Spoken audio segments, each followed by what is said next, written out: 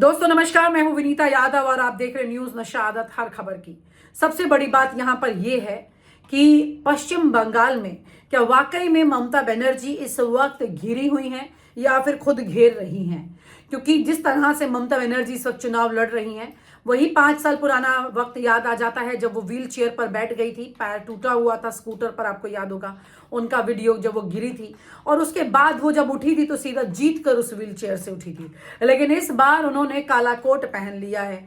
काला कोट पहनकर पश्चिम बंगाल में उन्होंने बड़े बड़े होर्डिंग लगवा दी हैं, बड़ी बड़ी एलईडी स्क्रीन्स लगवा दी हैं और लोगों को दिखा दिया है कि दिल्ली के सुप्रीम कोर्ट में जाकर दीदी का जलवा देखिए।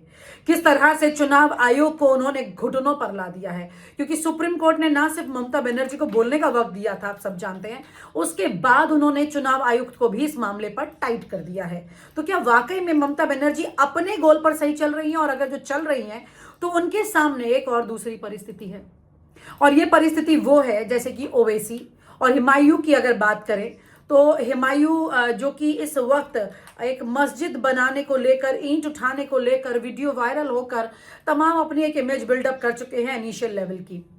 तो हुमायूं कबीर जो है वो ओवैसी के साथ हाथ मिला रहे हैं, लेकिन वहीं पर यह कहा जाता है कि ओवैसी खुद बीजेपी की टीम बी हैं। तो बीजेपी की टीम बी बनकर क्या वो मिलकर इस वक्त ममता बनर्जी को काट रहे हैं? और अगर बात की जाए दिल्ली की, तो दिल्ली जो कि पश्चिम बंगाल को जीतने का सपना कई सालों से देख रही है, वो दिल्ली उतनी तेज तर्रार तरीके से पश्चिम बंगाल में मौजूद क्यों नहीं दिख रही जितना कि पहले उन्होंने इसका पूरा एक प्रोपेगेंडा बनाया था? क्यों इतनी हल्की पड़ रही? क्या टीम बी के जरिए वो पूरा प्लान सॉल्व करने वाली है, या फिर चुनाव के आखिरी वक्त में ही अचानक से कूद कर वहां पर बिल्कुल परिस्थिति को बदलने की कोशिश की जाएगी? इस वक्त ममता बनर्जी मुख्यमंत्री हैं और सिस्टम उनके साथ है, और ये सिस्टम क्या वाकई में उन्हें चुनाव जिता पाएगा? आइए चर्चा करते हैं वरिष्ठ पत्रकार शीतल पी सिंह जी के साथ। बीजेपी ऐसा नहीं है कि फाइट बैक नहीं कर रही है। बीजेपी एक ही प्लैंक पे लड़ रही है, वो है कम्युनलाइज करना इलेक्शन को। जो ओके। घुसपैठिए वाला मुद्दा है उसके जरिए करना। चूंकि आसाम में भी साथ में चुनाव है तो बहुत सारा काम आसाम में हो रहा है, और यहाँ जो हो रहा है, यहाँ जो उनके मतलब लीडर ऑफ अपोजिशन है शुभेंदु अधिकारी, आप उनके भाषण सुनिए और जो वक्तव्य वो लोग दे रहे हैं। और फिर अब उनमें कंपटीशन हो गया है। जो घोष जो पहले उनके अध्यक्ष हुआ करते थे वो हैं। ऐसे कई लीडर्स हैं जो बिल्कुल मतलब ओपन कम्युनल भाषण दे रहे हैं। उनको सुविधा ये है कि एक तो सेंट्रल गवर्नमेंट की ओर से उनको सुविधा मिल जाती है। दूसरे जुडिशरी से पता नहीं कैसे आजकल इन लोगों को सुविधा हर राज्य में मिल रही है, और जी। केंद्र में भी मिल रही है। और उसकी वजह समझ में आती है। आप जानती हैं कि एक पिछले हाई कोर्ट के जज साहब वर्किंग जज थे, एकाएक रिजाइन करके बाहर आए और उन्होंने फिर बीजेपी ज्वाइन की और उनको लोकसभा का टिकट मिला, वो चुनाव भी जीत गए। तो जो ये हमारा जुडिशियल डिस्पेंसेशन है संस्थाओं का, जी। उसमें भी बहुत कुछ ऐसा हो रहा है जो असाधारण है। बीजेपी अपने टूल्स के जरिए काम कर रही है, ऐसा नहीं है वो दिख नहीं रही है। लेकिन देखिए, अब चूंकि ये जो सबसे बड़ा काम तो एसआईआर में है, ये लिस्ट जो है 3-4 दिन पहले आती है, और जो लिस्ट आती है उसमें भी जिस जिस दिन वोट पड़ रहा होता है उस दिन तक संशोधन करने का उन्होंने मौका दे रखा है। बिहार में आखिरी रात में 4 लाख वोट नए जोड़े गए थे। तो ये सुविधा जो है, इस सुविधा का उपयोग कौन कर सकता है जिससे चुनाव आयोग का रिश्ता हो ठीक से। और ये मशीन लर्निंग वाले वो रिकॉर्ड्स नहीं देते हैं कि विपक्ष उसको मशीनों में डाल के एनालाइज कर सके एआई वगैरह का प्रयोग करके। तो ये सब सुविधाएं बीजेपी के पक्ष में है। और वहां आप गैप देख लीजिए ना, लोकसभा में जो गैप है वो घट के 8% रह गया है दोनों के बीच। 39% तक बीजेपी पहुंच चुकी है, और 46 पॉइंट समथिंग पे तृणमूल थी। तो ये इस गैप में अगर 4% वोट मान लीजिए कम हो जाए तृणमूल का, और इनका 4-5% बढ़ जाए, तो चुनाव बदल सकता है। तो इसको बहुत ये मत सोचिए कि गैप बहुत ज्यादा है और बीजेपी अगर दिख नहीं रही है तो काम नहीं कर रही है। सर, लेकिन बीजेपी उन्होंने बजट में क्यों नहीं कंसीडर किया स्टेट को? उसके पीछे की क्या वजह दिखती है? देखिए, वो बजट वगैरह से नहीं जीतते चुनाव। वो चुनाव जीतते हैं हिंदू मुस्लिम से। वो लड़ते हैं हिंदू मुस्लिम से। वो इशू बनाते हैं हिंदू मुस्लिम को।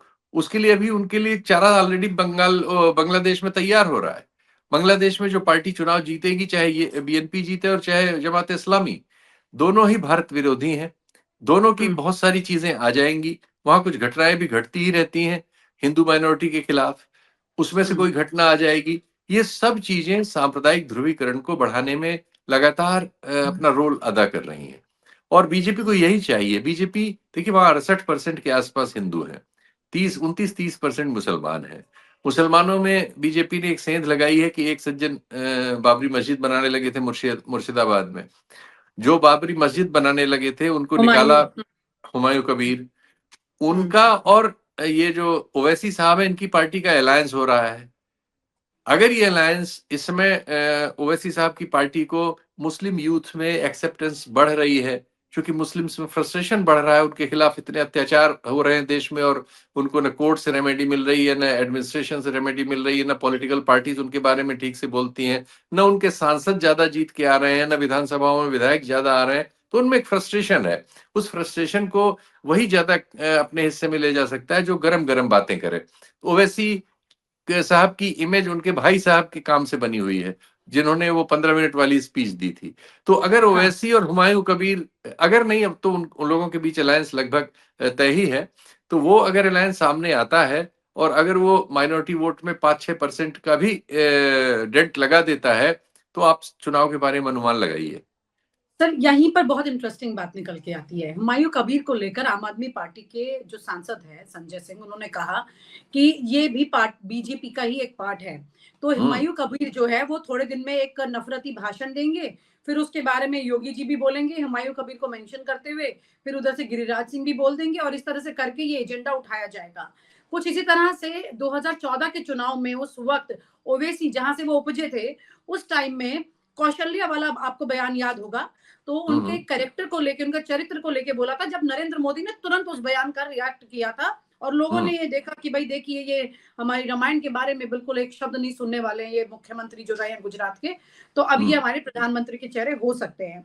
इसी हम्म। तरह की मोटिस ऑपरेंडी। मेरा सवाल यहीं पर घूम करके बिल्कुल सही जगह आ रहा है सर, कि हम्म। ये जो बीजेपी एक्टिव नहीं दिख रही है, ये डायरेक्ट एक्टिव नहीं है, और पीछे से अपने और तरीकों से निकाले हैं, जिससे कि ममता बनर्जी की मुस्लिम वोट बैंक की काट कर सके, क्योंकि जब तक वो नहीं कटेगी वेस्ट जी। बंगाल में आप नहीं जीत सकते। इस पर हम्म। क्या कहना है सर, ये स्ट्रैटेजी क्या इस पे मुहर लगा रही है? बिल्कुल, आप बिल्कुल अब बिल्कुल सही नतीजों पे आ गई। तो बीजेपी जो है वो बहुत टैक्टिकली बहुत ढंग से खेल रही है। वो एक तो जो वोटर लिस्ट है उसमें प्ले करेगी जो कर पाएगी चुनाव आयोग की मदद से। दूसरे वो मुस्लिम वोटों में डिवीजन करने पे चलेगी और हिंदू वोटों का कंसोलिडेशन करने पे चलेगी। आज जो मैं बता रहा था ना कि 68% में 39% वोट बीजेपी को मिल रहा है। बीजेपी को मुसलमान तो वोट दे नहीं रहा है, तो राइट। बीजेपी को वोट जाहिर है कि हिंदुओं में से मिल रहा है। तो अगर कुल 68% हिंदू हैं और 68 में 39% बीजेपी को मिल रहा है, तो आप समझ सकते हैं कि हिंदुओं के वोट में मैक्सिमम ऑलरेडी बीजेपी को मिल रहा है।